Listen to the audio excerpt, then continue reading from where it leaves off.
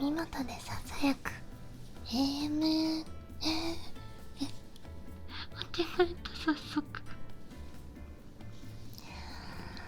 耳元でささやく ASMR ラジオくるみんラジオ H。 頑張ったあなたに癒しのひとときを。皆さんお疲れ様です。みんなに楽しさと癒しを提供して心から元気になってもらいたい音無しくるみです。というわけで第6回目となりました雑談ラジオ。今回は ASMR 用のマイクを使ってやっていきます。というのでね、そういつもとね、いつものラジオと違うところが2つあるのです。そう2つあってね、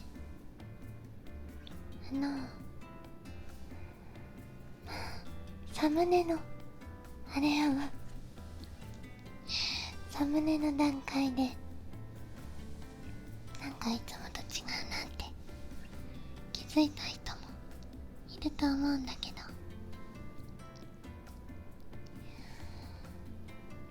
そうあれです。ラジオのね、このラジオ配信のタイトルが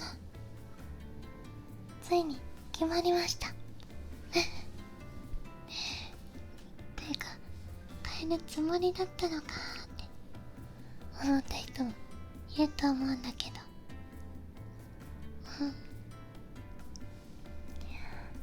ね、そうくるみんラジオ H というわけでね、このタイトルでやっていくよーっていう感じです。でね、私の Twitter のアカウントと E メール、今までそのアドレスがくるみんレディオ H っていう風になっていて、一体これは何なんだろうって思ってた人もいるんじゃないかな。で、昔そのラジオパーソナリティみたいな感じでラジオをやっていきたいって思った頃に作ったアカウントで、だからね、そのくるみんラジオあとは H をつけて、そんな感じで決めたのです。でね、ようやくその何年越しになるかわからないけど日の目を見ることになったくるみんラジオ H です。でね、最初のくるのところだけ漢字になっています。で、これからそのタイトルでラジオをしていくと思うので、よろしくお願いします。ちなみにね、今は私も横になりながら収録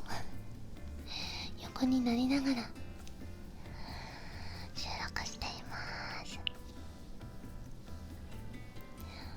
実はね、そうなの、私も寝転んで横になってこうやってお話ししているので、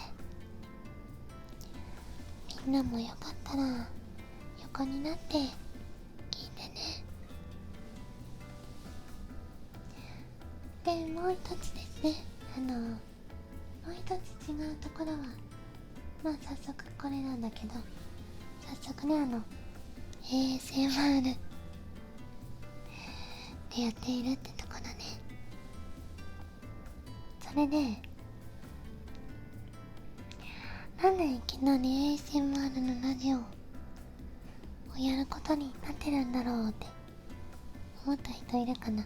思わないか別に私よくいきなり何でも始めるしね。ちょっと前から少しやってみたいなと思っていたんだけど ASMR のラジオでね、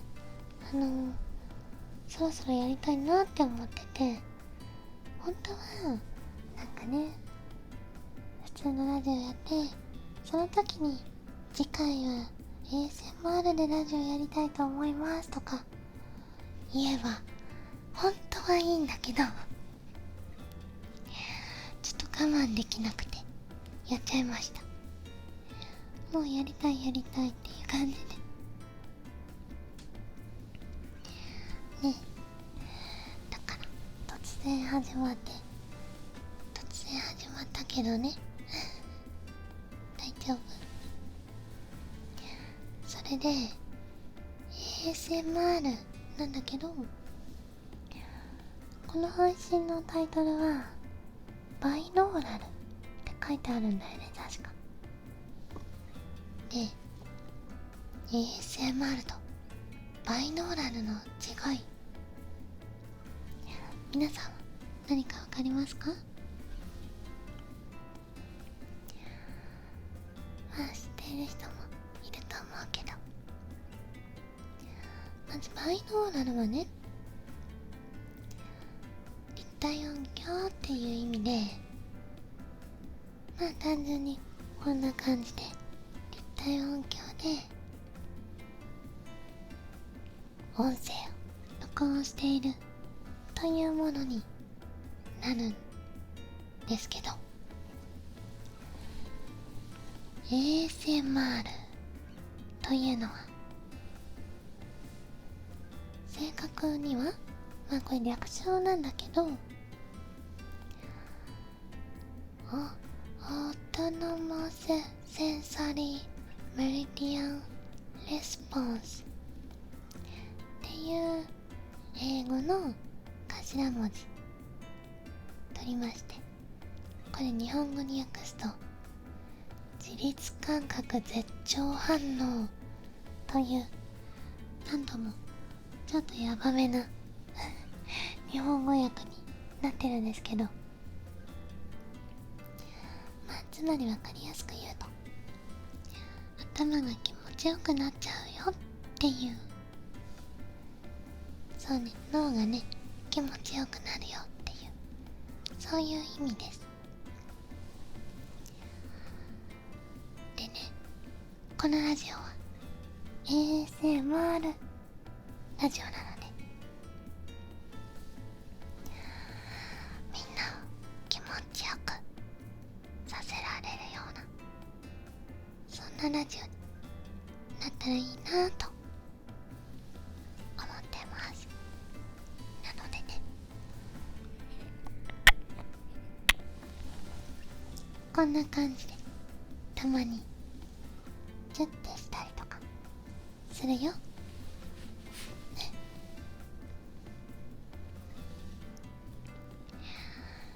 ではではそんな感じで変わったところをお話ししたところで、今回のテーマ、お金が無限にあったらしたいことというテーマでお送りしていきたいと思いますそう、 ASMR ラジオ記念すべきね1回目という、この時にいきなりなんともねこれ ASMR ラジオのテーマとしてふさわしいのかといった感じなんだけど、よかったら楽しんでいってね。れで事前にね、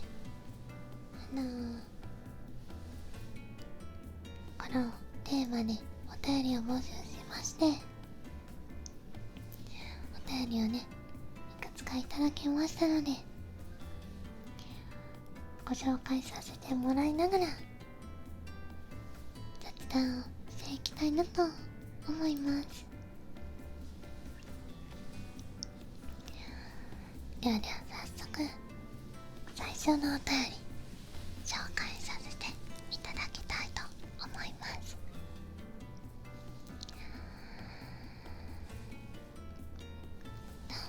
最初のお便り、ラジオネーム夢は大和型戦艦17番艦さん。お金無限ならたくさんの人に配りたいな。例えばビルの屋上から滝のように流して配りたい。あと個人的にくるみんに欲しいだけあげるよ。というわけでお便りありがとうございます。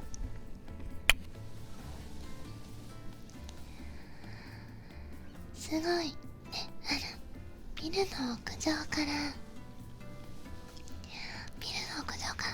滝のように流したいとなんかすごいね、実際にやったらいろいろと問題が起きそうな感じだね。お金もいて大丈夫なのかな。でもすごいね、景気がいいね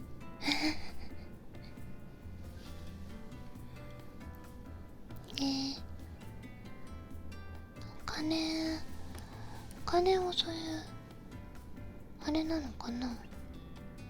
別にそういうのはしてもいいのかなね。あんまり私見たことあるようなないようなって感じだけど、あれだね、そのうちいくつかはなんかどこかに消えていきそうだね。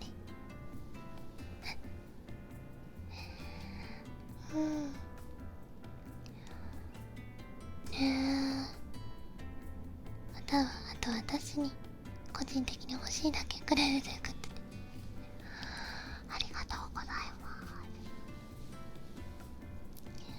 す。これは私も無限にお金がもらえるということだね。私もらったら何をしようかな。まあ YouTube でやりたいことをやるためにとにかくなんかそこにお金をどんどん使っていきたいね。3D モデルの VTuber のアバターを作ってもらったりとか、機材を良くしたりとか、まあでもそれとは関係ないところで宇宙に行きたいなーって思うね。宇宙に行ってみたい。まああとはそうだね、たくさんの人に配りたいっていうのもすごくわかる。生活が苦しい人にね、お金あげたいね。募金とかしたいね。そうなんかそういうインフレとか難しいとか考えない感じでね行きたいね。大丈夫だよって、配っても大丈夫だよっていう前提でね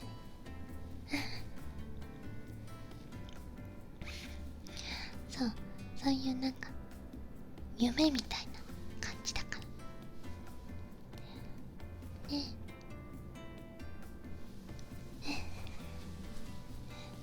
宇宙から地球を見てみたいのです。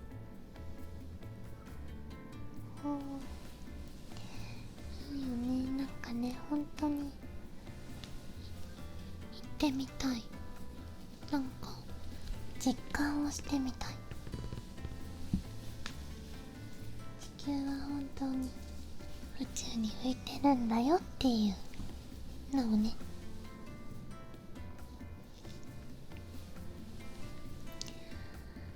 ではでは、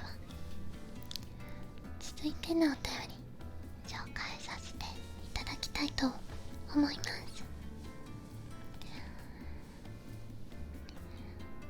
ラジオネーム金シャチさん。お城を巡るのが好きなので、お城に関することに使いたい。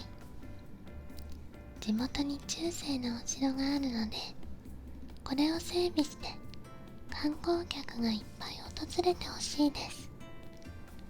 道なんかもきれいにして宿泊施設などを作って地元も発展してくれたら嬉しいな。そうして自分は観光ガイドして働いていろんな人と接することができたら幸せだったと思えるかな。素敵なお便りありがとうございます。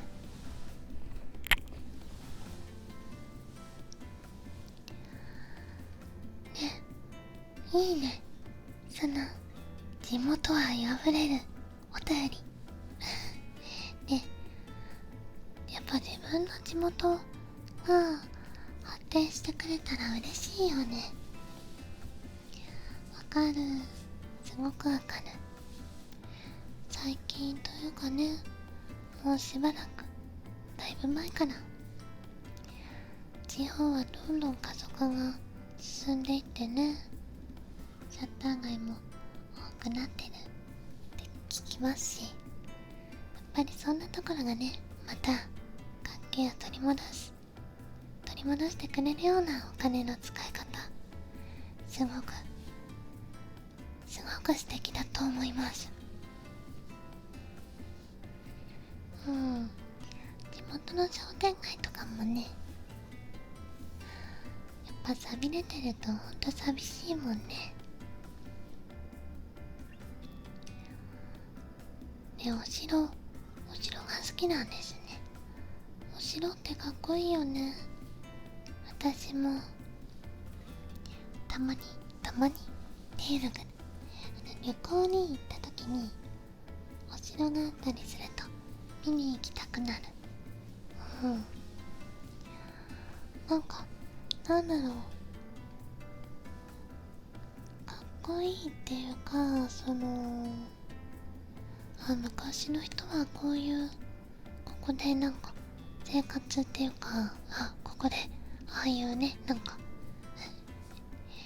お殿様がいてどうこうのってこうってしてたんだみたいなのを感じるのが好きで、実際に回収とかされてて当時のそのままってわけじゃないんだろうけど、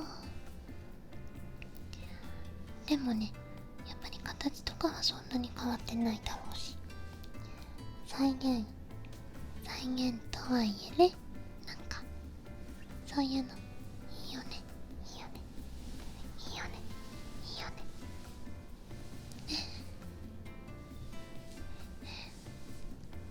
りがとうございます。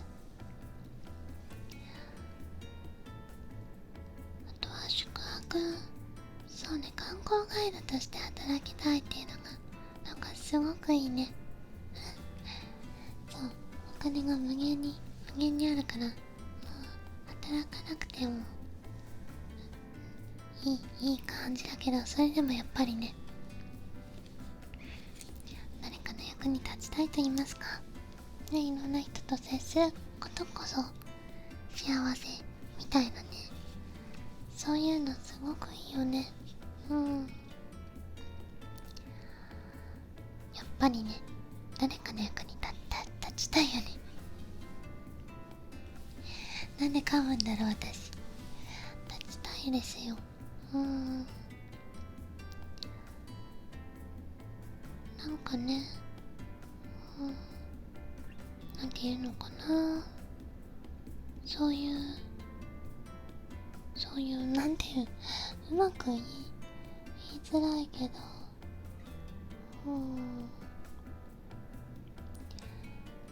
なんかね、人の役に立ちたいっていうのは結構根本的な欲求にあるみたいで、それがないって思ってる人も、それは自分に余裕がないからで、なんかね、余裕を持てると、自然とそういうの思うようになる人が多いらしいよ。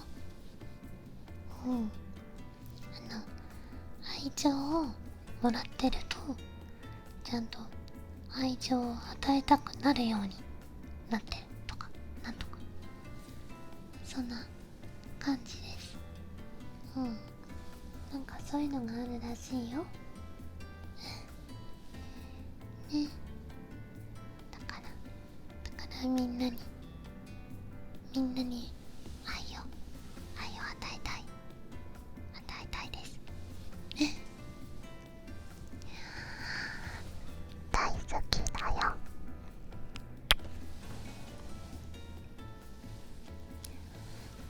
私のできるのはこういう YouTube で配信することで、みんなに元気を与えることだけど、こんな形でも私の愛を伝えられてたら嬉しいな。ちょっとでも元気にね、なってもらえたら嬉しいなと思います。では続いてのお便り紹介させていただきたいと思います。ラジオネーム棚田さん。お金が無限にということですが、小市民なので全然想像できませんが、メイドさんとか雇ってみたいですね。それに見合った家も欲しいですね。専用シェフを雇うのもいいかもしれないです。何もしなくてもいろいろ出てくる生活は憧れです。クルミンはメイドさんより羊さんを雇う方が嬉しいのかな。もしクルミンに専属シェフがついたら何を作らせます？ではまた次のラジオ投稿で会いましょう。お便りありがとうございます。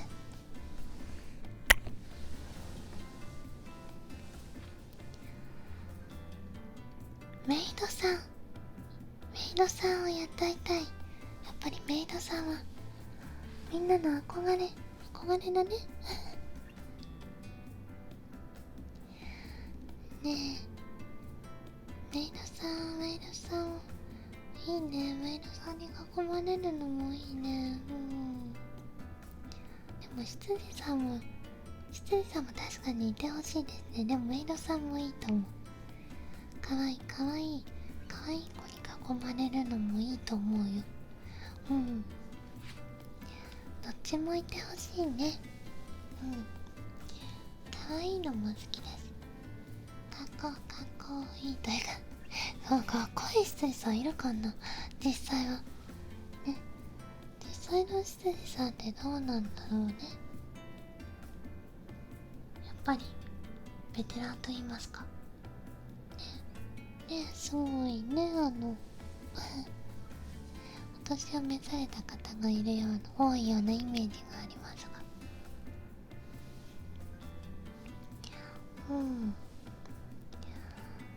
特にそうね、羊さんだけとかそういうのはないかな。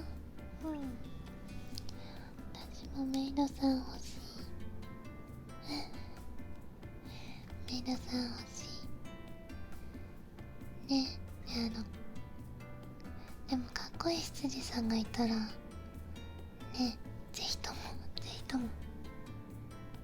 来てていただきたいとは思うね。黒羊のねセバスとかね、いいよね。かっこいいよね。あくまで羊ですからって、かっこいい。あんなかっこいい羊いるのだろうか、現実にね。なかなかいないとは思いますが、いたらぜひぜひぜひぜひ、なんだろうぜひぜひ雇うの、私。お金が無限にあったら雇いたいです。あと、専属シェフがついたら何を作らせますかということで、なんだろう、何作らせようかな。あ、カロリーメイトを作ってもらうのいいね。いいのかな。カロリーメイト作れるのかな。カロリーメイト的なファストブレッドを作ってもらうのはできると思うけどねえ、カロリーメイト以外だったらまあ今はほんと栄養管理してくれる食べ物ならねえ、何でも作ってくれてありがとうなとか、なんかすごく現実的なこと考えちゃうけど、そうね、まあシュークリーム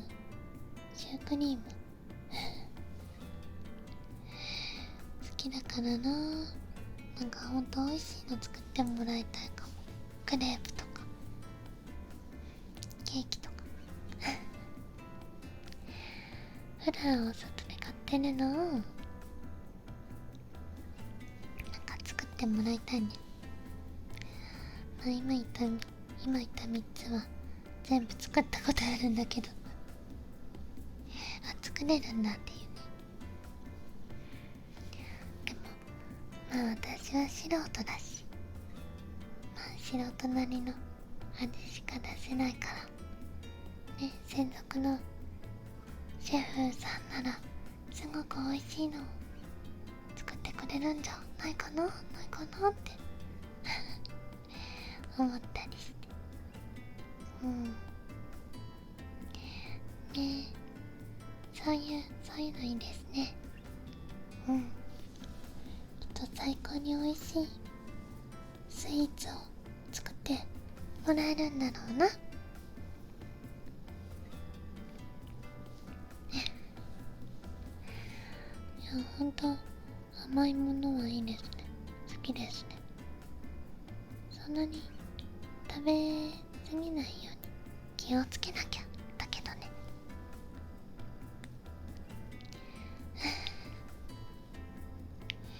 でも確かにお金無限にあっても確かにね、使い道ってあんまりそんな想像できないよね。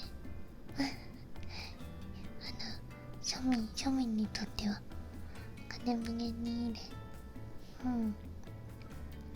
んかしたいことってね、欲しいものを買ってでどうするみたいなね。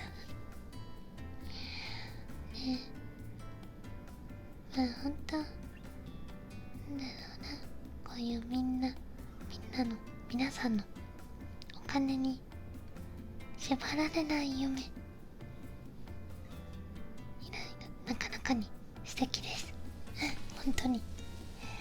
なんかね、やっぱり夢を語りやすくなるかなーっていうのは思ったの。お金無限にっていう、なんていうかな、そういう単純に夢を教えてだと実現可能な範囲になんかね狭くなっちゃう気がするけど、それを取っ払うとなんかそういう本当の夢みたいなのが聞けてるような気がします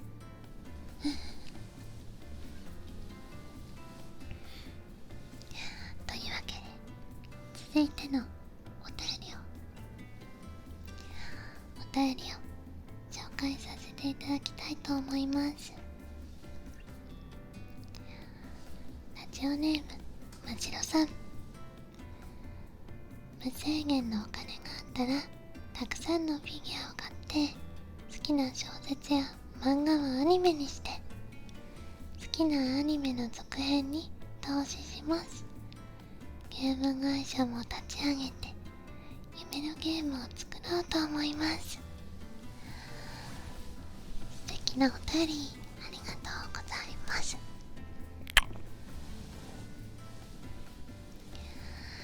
いいねいいね、そういうの私もある。そういうのね、好きなアニメの続編に投資っていうのすごくわかる。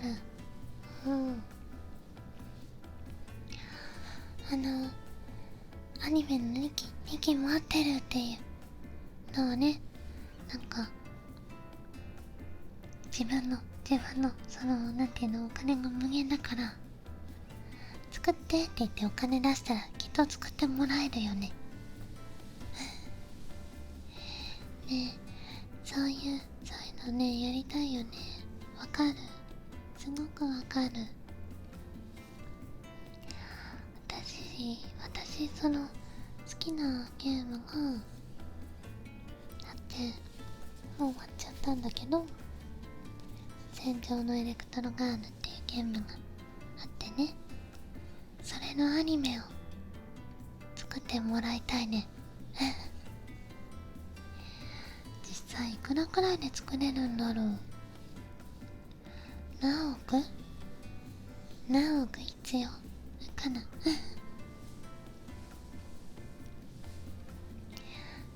ね、そういうのをねアニメを作ってもらったり、ゲーム会社立ち上げるのすごいね。作りたいゲームがあるっていいね。でも私もそのゲーム作ってもらいたいね。確かにエレカのゲーム作ってもらいたいゲーム会社立ち上げいいね。無限のお金で会社を作る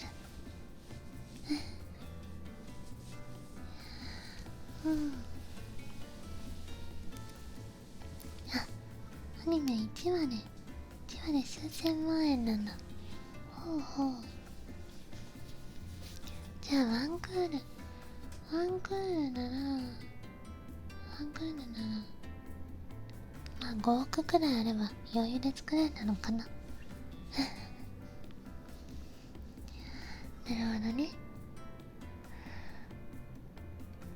確か宝くじのトトビックだっけ、なんか6億くらいもらえるのあるよね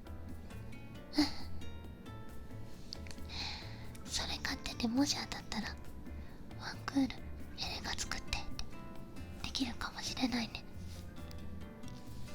買ってないけどいいねそういうの。じゃああれじゃない、アニメ会社も作った方がいいんじゃない。自分でアニメ会社作るとかどんどんすごいことなりそう。お金作ってもらう方が絶対安いだろうけどね。アニメ会社作るのもいいのかもしれない。なんかそういうサブカル的なのいっぱいやってる会社作るの楽しそう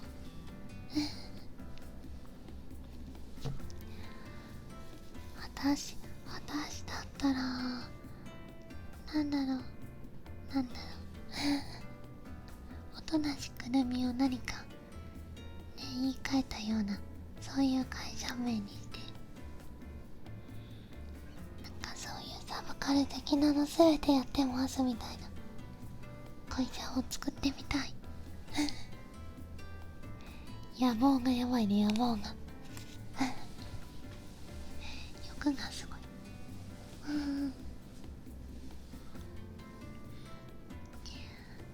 でもほんとそういうのい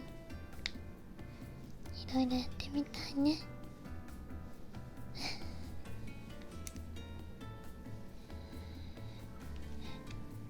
では続いてのお便りを紹介させていただきたいと思います。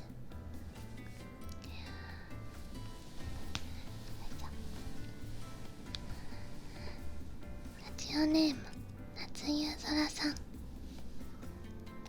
こんばんは。無限の金があれば世界旅行したいな。岩井光明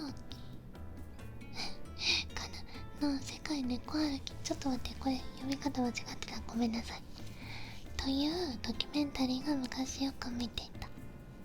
スコットランドの乗馬スクールで馬のように歩く猫ちゃん、雪の能登で書道家の主と一緒に焼き餅を食べる猫ちゃん、香港の商店街で漢方薬屋の世話をした猫ちゃん、世界中一つ一つ未知の異文化を体験したり、いろいろな絆物語との触れ合いができる旅、憧れますよね。お便りありがとうございます。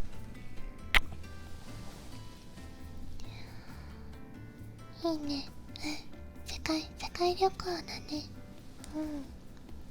世界のいろんなところを行ってみたいというグローバルなお便りでしたが、ありがとうございます。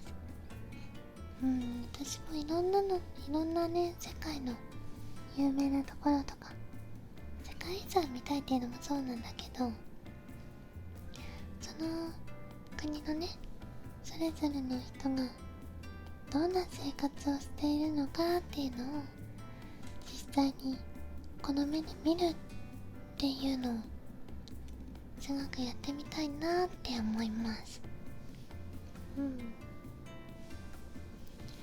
やっぱり場所が変われば、そのあと文化とかって全然違ってくると思うし、常識とかね、自分が知ってるものが他の国だと全然違うとか、そういうのを体験してみたい。この地球にね、いろんな人がいるんだよっていう、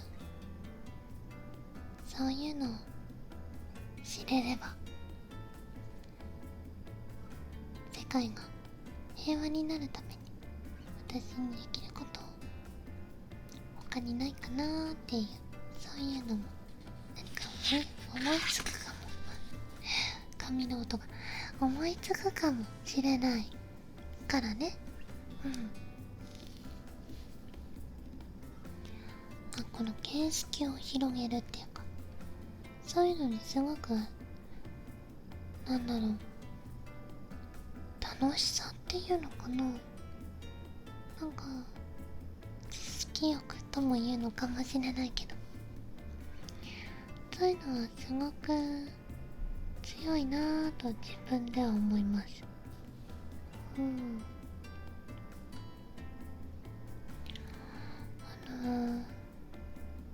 なんていうのかなそのお金を使うことも本当、まあ生活に必要なものとかはまた別だけど、なんかそうじゃなければ、なんか新しい体験とか新しい発見というか、そういうのにつながるものにお金を使いたがる傾向があります。ほんとね、必要なものは置いといてね服とかも生活に必要なものだから。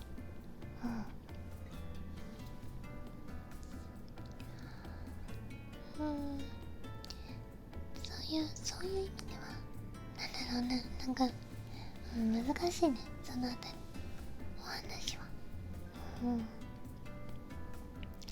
で、猫ですよ。猫ちゃんですよ。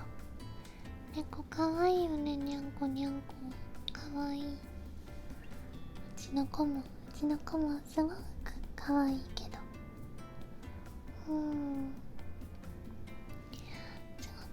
ょっと今病気なんだけどね。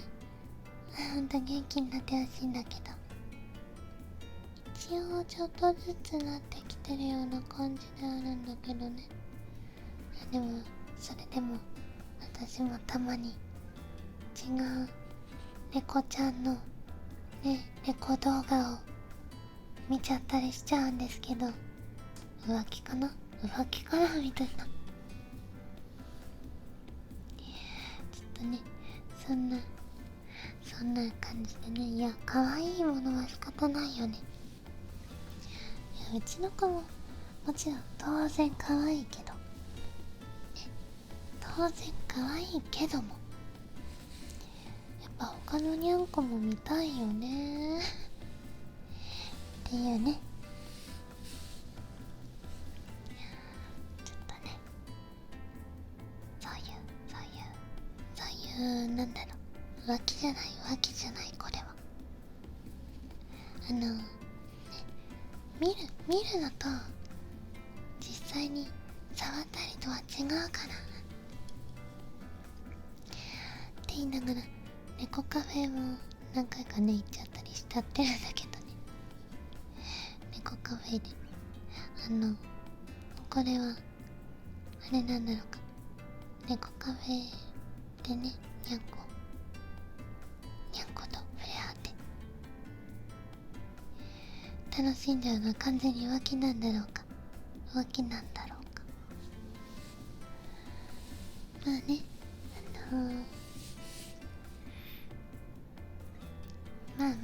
まあ可愛いのは仕方ないんだよね。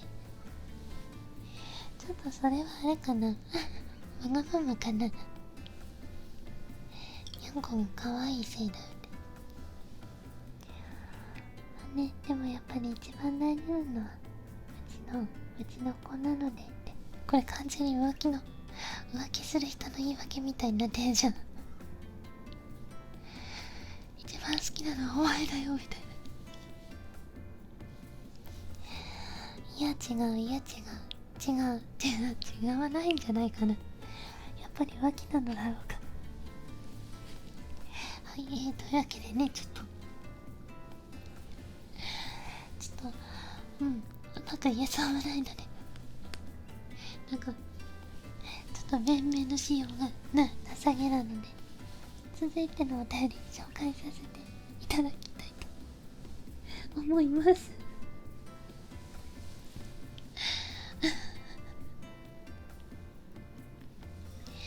そういうこともあるよ。では続いてのお便り、ラジオネームBorn to be Wildさん。そりゃあもちろんくるみんへのスパチャに全金額投げるに決まってるじゃないですか。くるみんが私以外にっていうなら医療団体に寄付しますね。例の病気や猛暑、台風などの影響で甚大な被害が出て病床が足りず医療が逼迫しているこの状況には必要不可欠。また他の案なら例の病気の影響でお金が来なくて閉店や廃業を余儀なくされている方々への給付金にも当てた方がよろしいかと。自分のために使うのもいいけど困っている人がいるなら助けてあげる。それが人間だけにある優しさってもんじゃないですかね。アンパンマンだってお腹が空いて困ってるカバオくんがいたら自分の顔をちぎってこれ食べてって言って食べ物を分け与えてるじゃないですか。ああいうヒーローになってみるのも悪くないと思いますよ。くるみんに喜んでもらえることなら何でもします。それが他人のためであってもね。素敵なお便りありがとうございます。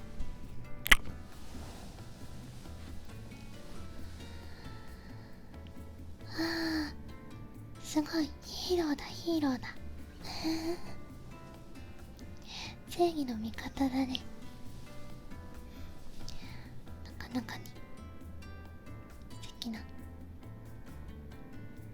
すごいねすごいすごいって言いながら、でもそれはすごくわかるな。で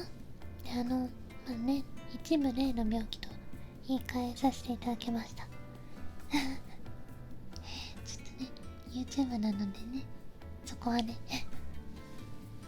ちょっと気をつけていきます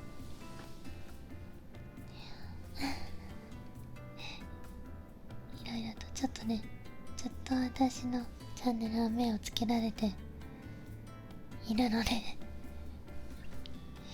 ちょっとね、そんなわけでそうね、私のチャンネルくらいてくれるありがとうございますまずは例を述べさせていただき、でもほんとね、私以外にっていう感じは本当思うね。それ以外に使いたいこといっぱいあるよねって、むしろあってほしいほんとみんなが幸せになれるようにお金を使ってほしいって思います。ほんとやっぱりね、なんていうか、ほんと今辛い人はいっぱいいると思う。でもうね、いくらそういう理由が病気の流行っていうのは、ああいう病気って自然現象の一つじゃないですか。だったらやっぱ災害だと思うんですよね。そういうやっぱ災害が起こったらそういう手当てしてあげないとどうしようも、やっぱね、してあげないと辛いと思うし、そういうね、なんていうか、そういう実際に災害が起きた時ってみんなボランティアで協力したりとかね、いろいろあると思うけど、そういうちょっと災害っぽくないみたいな認識な病気の流行とかは難しいよね。ボランティアどうしたらいいんだろうっていうのもあるし、やっぱそういう場合って助けられるのはお金だけになるのかな。特にね、直接人と会うのが難しい問題だもんね。ほんと日本だけの問題じゃないしね、世界中でね。だからほんとちょっとでも余裕のある人は余裕のない人を助けられるような、そういう社会になるといいですね。ほんと助けを求めることは全然恥ずかしいことでも悪いことでもないよっていうのが広まるといいなと思います。もちろん甘えるのはダメだけどね。甘えるのはダメだけど、なんていうか見放すのはもっと良くないと思うのでね。まあ本当なんだろう、世界にはいろいろ問題があるけれども、今日よりも明日より良くなれるように私も頑張っていきます。そのための YouTube の活動なんだけどね。本当に私ができることはできることで、一番みんなの役に立てること、きっとこれだろうなって思って今年から本気で始めるようになったのがこの活動なので、 YouTube でのね、ちょっとでも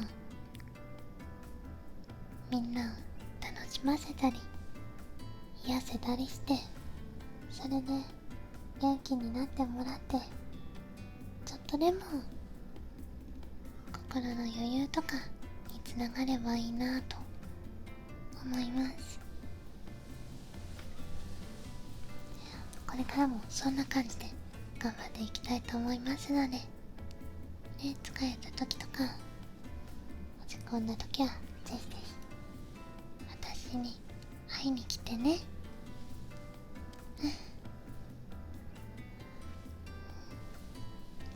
ではお便りを紹介させていただきましたので、今回もたくさんのお便りありがとうございます。全部紹介させてもらったよね。ありがとう。されてなかったらちょっと間に合ってないのがあるかもしれません。大丈夫かな。ではお待たせしましたっていうのかな。そろそろね、この ASMR ラジオの ASMR らしい、もう今でもね、ここまでもね、こうやって左右に触れながらやってたりしてるからあれなんだけど、 ASMR、まだちょっとバイノーラルって感じかな。なのでね、 ASMR らしいこと、それは何かと言いますと、耳かきをしながら、違うな、朗読をしながら耳かきをするということに挑戦したいと思います。いや、ちゃんとできるかな。でも頑張ってやってみたいと思います。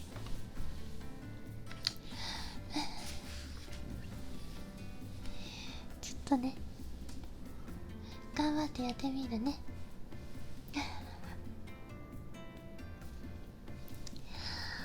はい、そんな感じで少々お待ちを。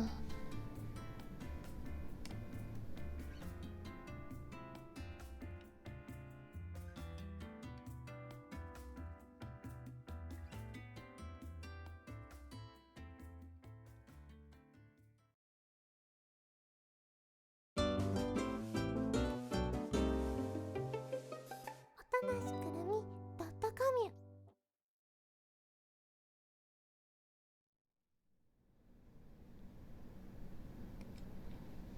というわけでね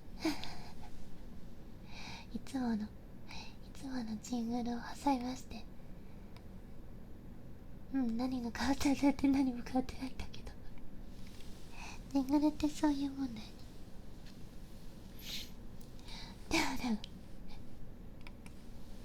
では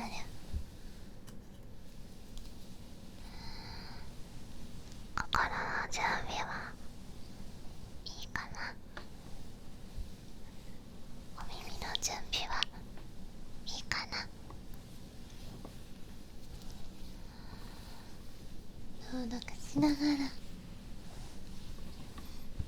耳かきをさせていただきたいと思います。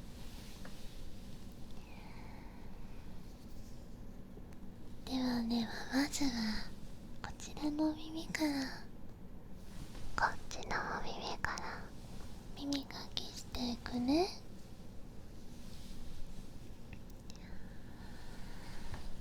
朗読しながらね。今日読むのは水木優さんがね書いてくださっている無料の公開されてる朗読のやつなんだけど、そこから音質っていうのを作品を読んでいくよ。お耳痛くない？大丈夫？よ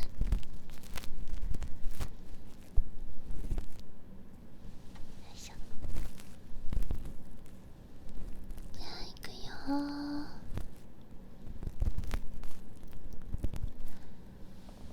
ガラス越しに柔らかな日差しが差し込んでくる。光線は山鳥足の歯の間を通って私の腕にまだら模様を作る。外は春らしい天気のようだが、この温室の中はさらに南国の別世界となっている。ベンジャミン、最初に温室を作ろうと思ったのはいつのことだったろうか。確か最初は近所のホームセンターで買ってきた組み立て式のちっぽけな温室だった。アルミの枠にガラスをはめ込んだだけの、まるで透き通った犬小屋のような温室。しまざるすべり。その温室を私はベランダの隅に組み立て、何種類かの観葉植物の鉢を買ってきて中に並べた。観葉植物は前から一度育ててみたいと思っていたのだ。洒落た喫茶店などに入るたびに目につく観葉植物。つやつやした青い葉。極楽鳥か。実際に育て始めてみると、枯らさずに生き生きと保っておくにはいろんなコツが必要なことが分かってきた。ただ温室に入れ養分と水をやっているだけではうまく育ってくれないのだ。月下美人。しかしいろんな本を読んだり、観葉植物のマニアや専門家を訪ねて情報を得たりするうち、私にも次第にうまく育てられるようになってきた。私のちっぽけなベランダの隅の温室の中で熱帯の植物が生き生きと育っていくのを見るのは楽しかった。たまじだ。そうなると欲が出てくるのは人情というものだろう。私はもっと大きな温室が欲しくなった。私は家族を説得してなんとか許可をこぎつけ、ベランダ全体を温室に改造してしまうことにした。そうして完成した大きな温室は誠に満足できるものであった。アデニウム、三尺バナナ、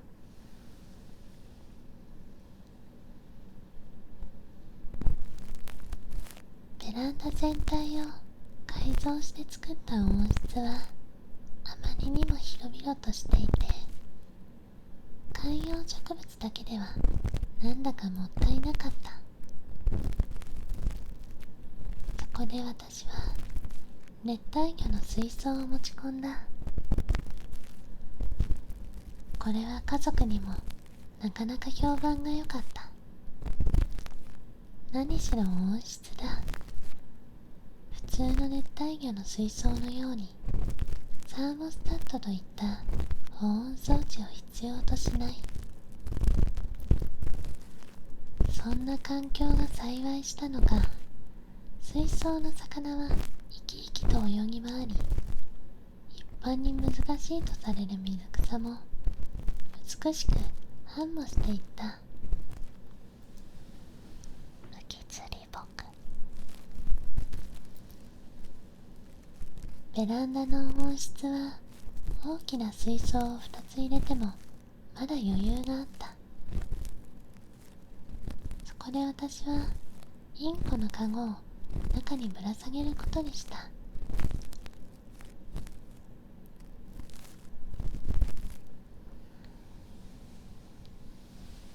じゃあ反対側耳かきしながら続きを読んでいくね。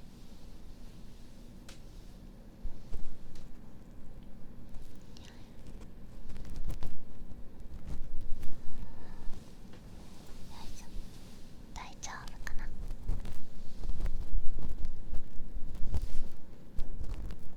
痛くないかな。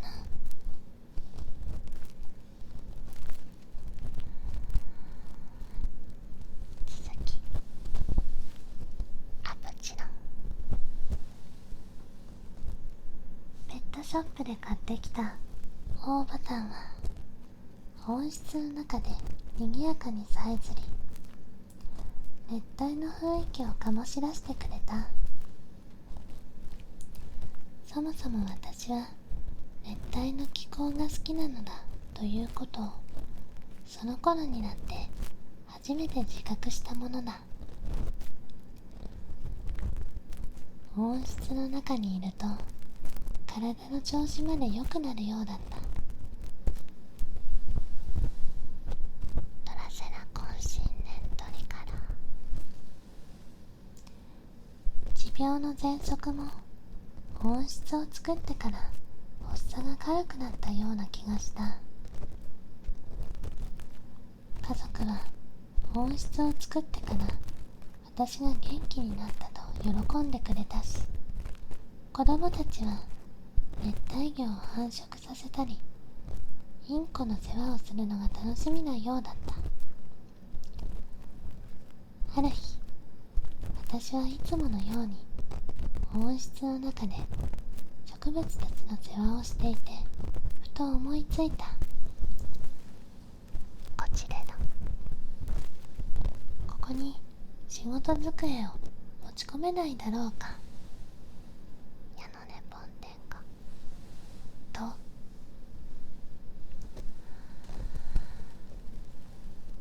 大花有明かずら。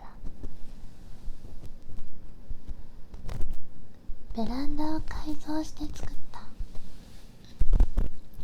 大きな温室といえども、さすがに仕事机を持ち込むことはできそうになかった。そうしようと思ったら、せっかく持ち込んだ熱帯魚の水槽やインコのカゴを出さなければならなくなる。それは嫌だ。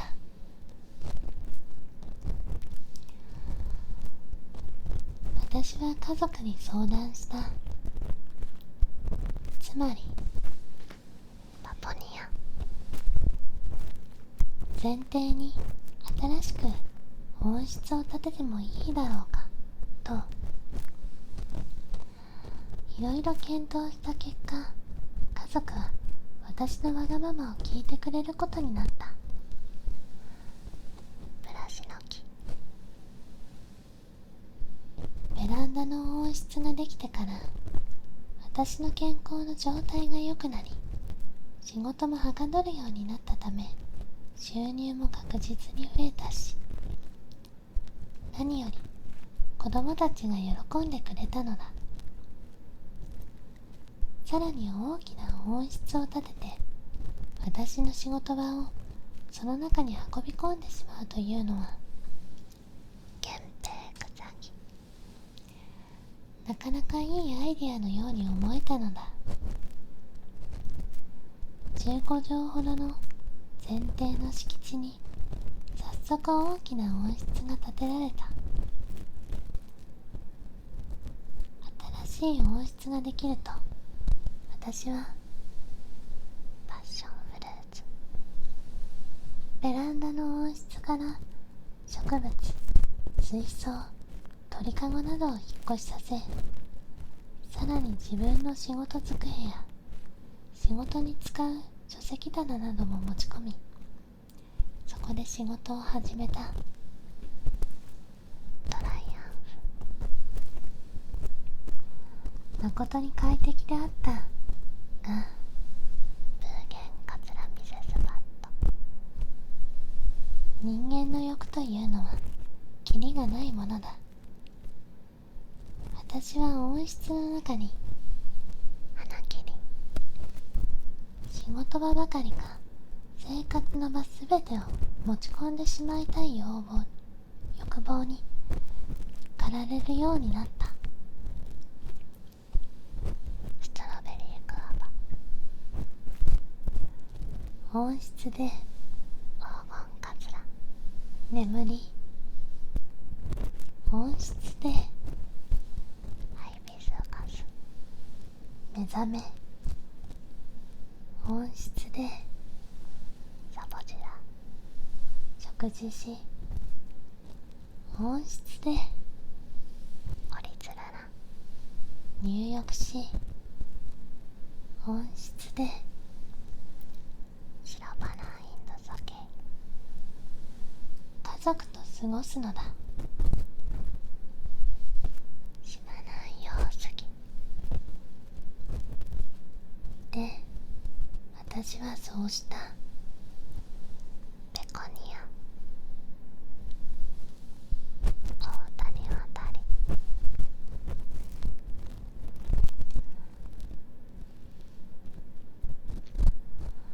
私は今レイジ、自分の家を炭治郎、すっかり取り壊して、その跡地にパイナップル、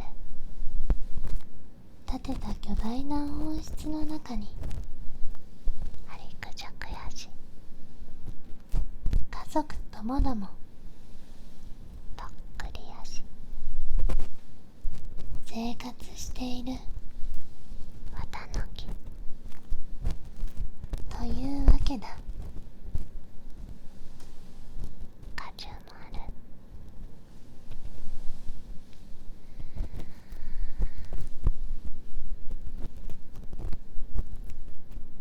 というわけで、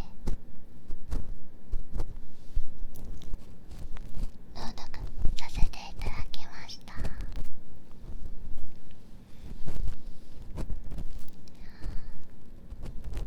じゃあもう一度反対側を耳かきしながら、ちょっとだけこの作品についてお話を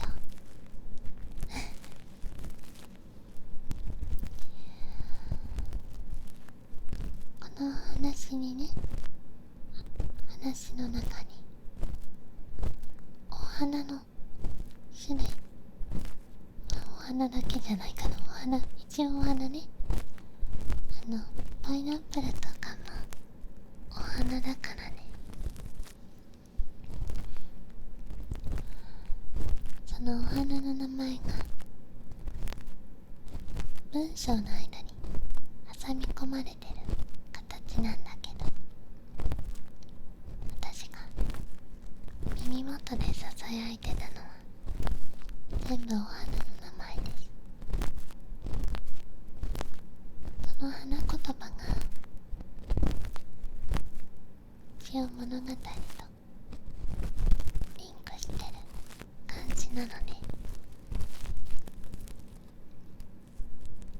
てきたお花の花言葉を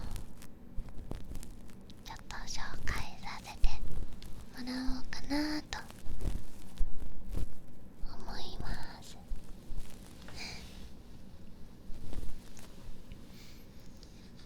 耳かきしながらね、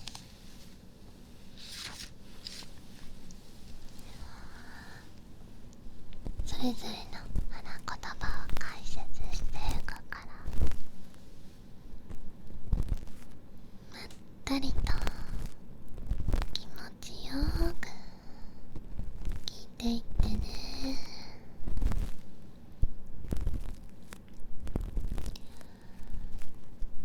ヤマドリアシの花言葉は元気。ベンジャミンの花言葉は永遠の愛、友情。サルスベリの花言葉はあなたを信じる、潔白、雄弁、愛嬌、不用意。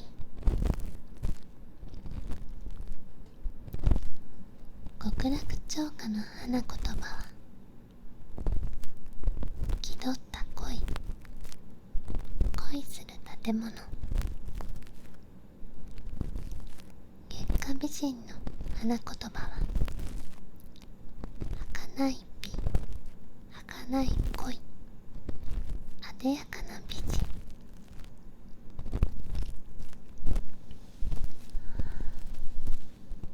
玉白の花言葉は魅惑、愛嬌。アデニウムの花言葉は純な神経、純粋な心、一目惚れ。バナナの花言葉は風格。浮き釣り木の花言葉はさまざまな愛、尊敬、恋の病。真実は一つ、憶測。アプチロンの花言葉は尊敬、いい頼り。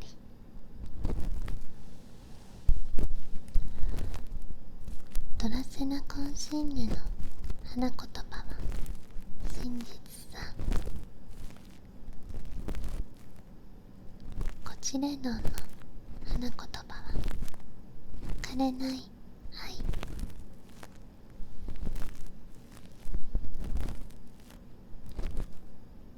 ヤロネポン天下の花言葉は繊細な美しさ。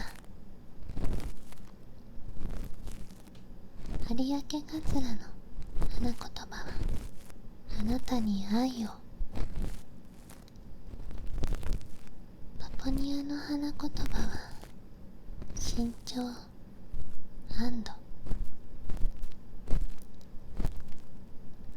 ブラシの木の花言葉は儚い恋、恋の火、恋の炎。気取る心、素直な気持ち。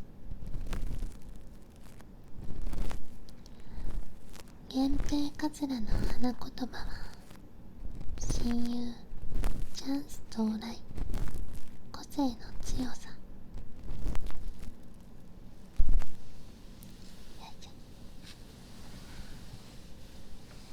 こっちのお耳もしていくね。もう一度耳かき。よいしょ。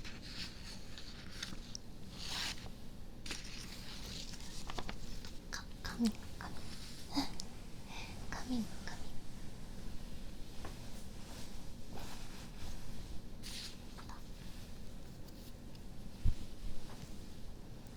いしょ。どこまで言わなかった。源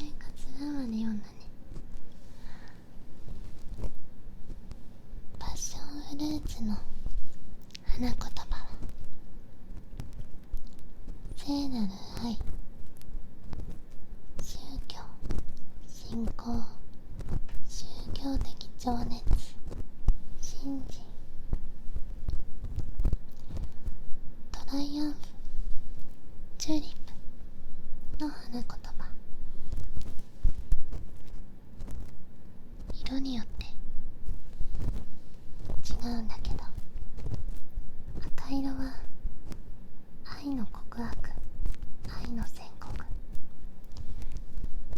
白色は新しい恋、失われた愛、失恋。黄色は明晰、正直、実らない恋、望みのない恋。紫色は不滅の愛、永遠の愛。緑色は美しい瞳。桃色は恋する年頃、愛の芽生え、誠実な愛。まだら色は疑惑の愛。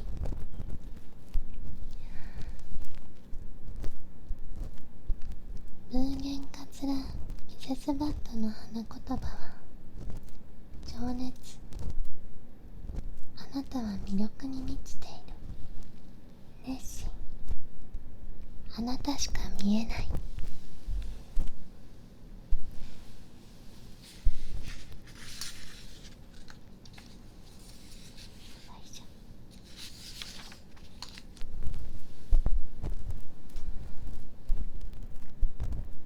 花キリンの花言葉は早くキスして。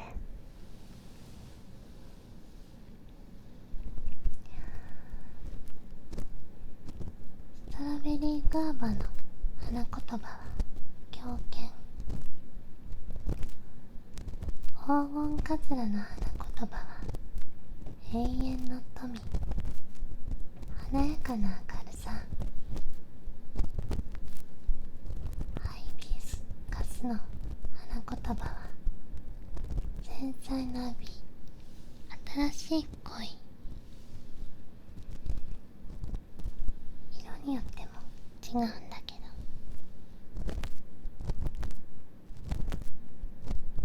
ピンク色は華やか、黄色は輝き、赤色は勇敢。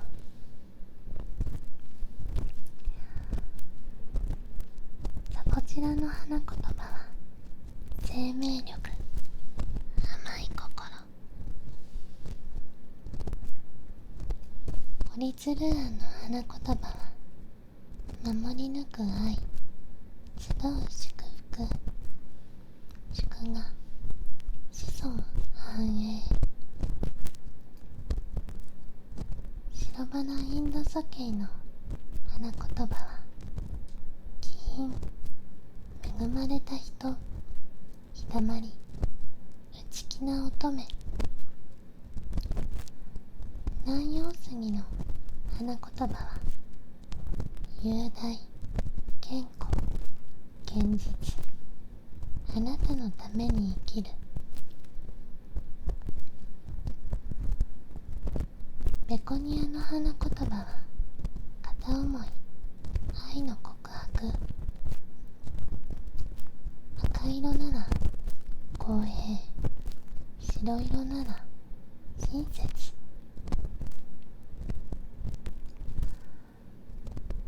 大谷渡りの花言葉はあなたは私の喜び、真実の慰み、奉仕。レイジの花言葉は自制心、節制。パンチローの花言葉は狂犬。パイナップルの花言葉はあなたは完全です。陸雀ヤシの花言葉は勝利、平和、家族愛、守護。とっくりヤシの花言葉は平和。綿の木の花言葉は私を包んで。かじまるの花言葉は健康。あ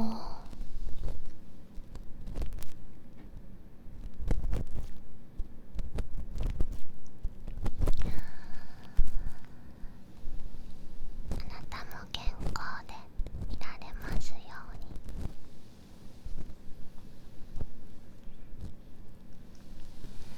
というわけで朗読の中で出てきた花言葉でした。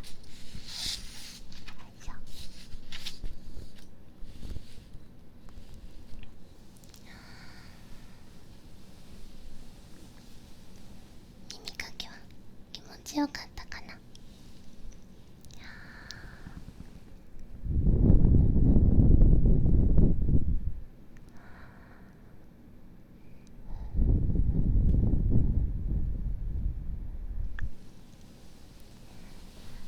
こっちの耳も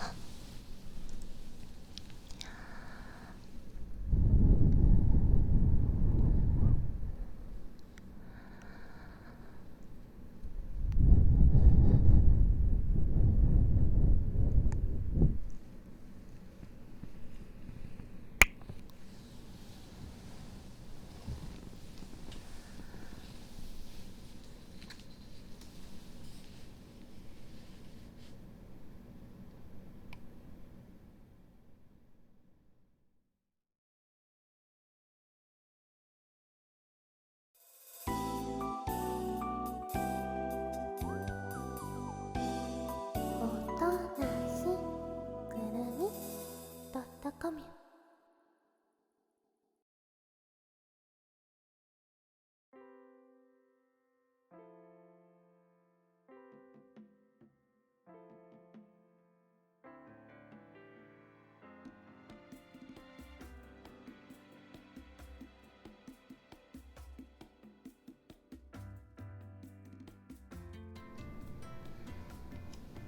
というわけで朗読プラス花言葉の解説でした。ちょっとね、今日の選んだ朗読がね、これは花言葉の解説というか、ちょっとどういうことだっていうのをお話ししないとすごく分かりづらいものになってただろうなぁと思ったので、ちょっとね、それプラスついでに花言葉を、ね、調べたので言ってみました。いい感じにね、耳元でやられると眠くなるんじゃないかなと思いました。だからこれもありかなーって思ったんだけど、気に入ってもらえてたら嬉しいなー。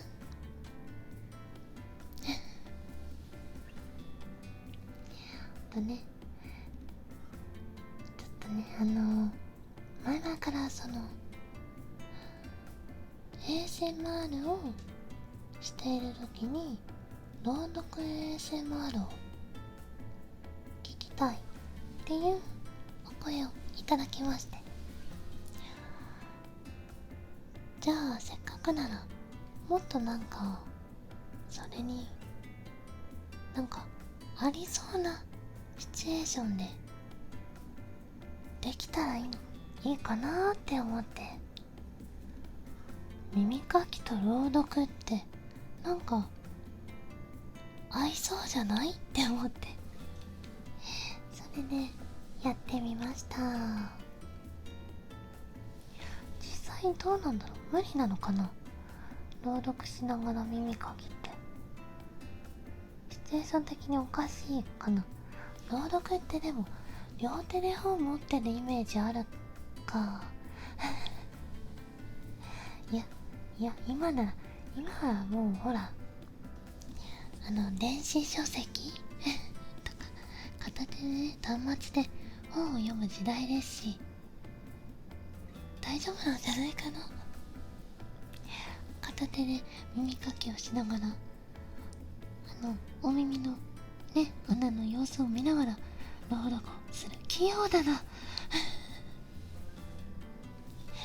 ちょっと今自分で考え想像したら、あれ意外とすごい器用な。まあまあまあ、そこはね、そういうものということでね、ここは一つ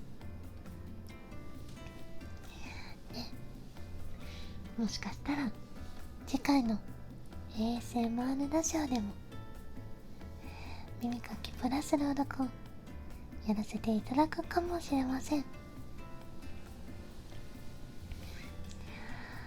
ああ、本当、まずこの横になっている状態でラジオをするというのもなんかちょっと不思議な感覚ですね。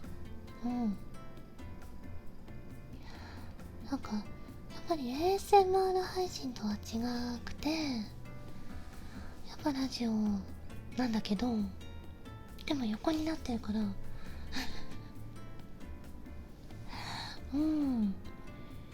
なんか自分までまったりしちゃうね、ちょっとまったりしちゃいますね。まったりしてるとなんかこう手振りができないからか、言葉もあまり出てこないみたいなところがちょっと今日は多かった気がする。言葉詰まってるなみたいな。いや、それはちょっとね今後改善していけたらいいね。まあでも適度に話すのは ASMR としては正解なのではなかろうか。にゃんにゃんごまかすのだよね、にゃんにゃんって。すごく楽しかったです、ほんと。こういうね、変わったのというか、私がやりたいって思ったのをね、こうやらせてもらって、たくさんの人に聞いてもらえてすごく嬉しいですね。またやりたいね。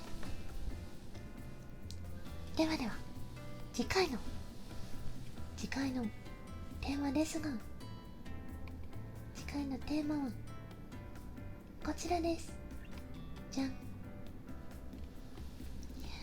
毎日続けている習慣や趣味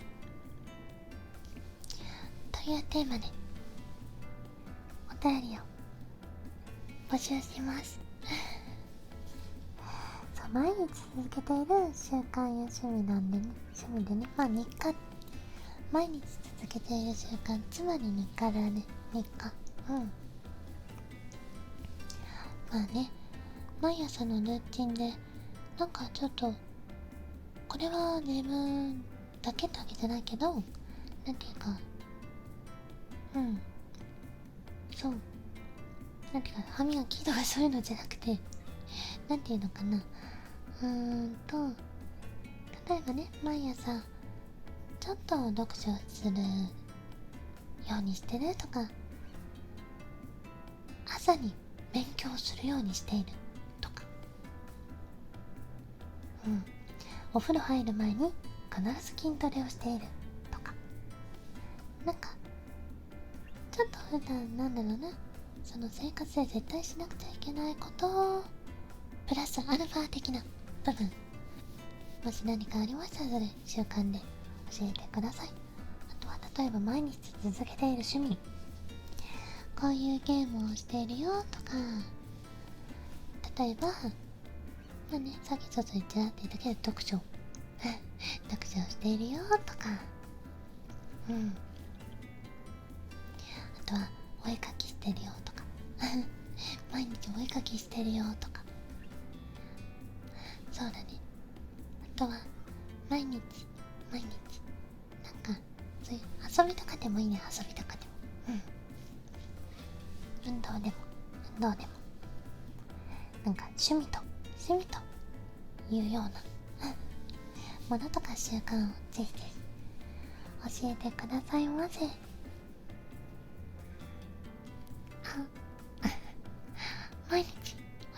毎日くるみの動画を見ているよっ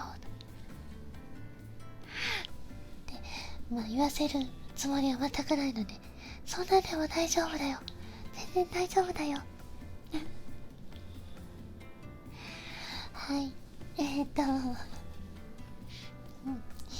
半分冗談なんでね、ほんと好きなの書いてください。楽しみにお待ちしてます。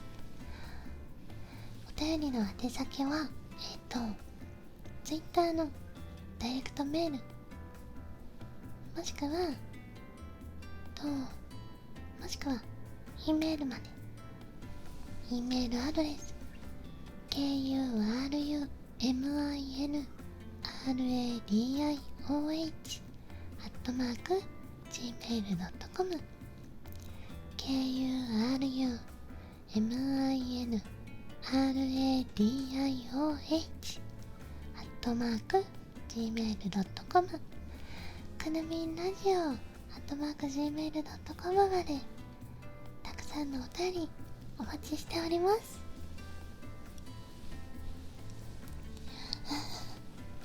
そうなんです。ちなみに Twitter のあれなんていうの ID もくぬみんラジオです冒頭に言った通りにね、なんかようやくそれっぽくなりましたね。なんかアドレスと番組名がリンクするっていう、当たり前のことがようやく叶いました。と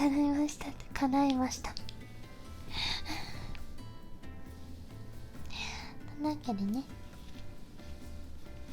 今日も聞いていただき本当にありがとうございます。それではね、世界のいろいろな言葉で締めさせていただきたいと思います。今日は来てくれてありがとう。 Thank you for coming today. 很感谢你今天的来。Спасибо, что пришли сегодня. Gracias por venir hoy. Mañana vayas como Obrigado por terem vindo hoje. Merci d'être venu aujourd'hui. おやすみなさい。いい夢を。Good night, sweet dreams. もSpokojnej nocy. Znaczki snów. Buenas noches. Dulces sueños. 안녕히 주무세요. 좋은 꿈을 꿔요. Bon night. Dulces sueños. Bonne nuit. Live forever.